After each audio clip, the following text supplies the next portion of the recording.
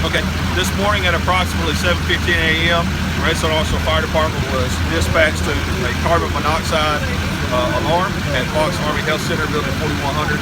When we arrived on scene, we did find an elevated level of carbon monoxide. We have transported 4 people by HEMC to local hospitals just for observation at this time. When we arrived on scene, we evacuated the building as a precautionary measure because we did find elevated carbon monoxide levels in the facility. Okay, go ahead. We have turned the boiler and HVAC system off in the building, and that has resulted in the levels becoming safe again. Now we have maintenance personnel inside the building trying to isolate what the exact problem was.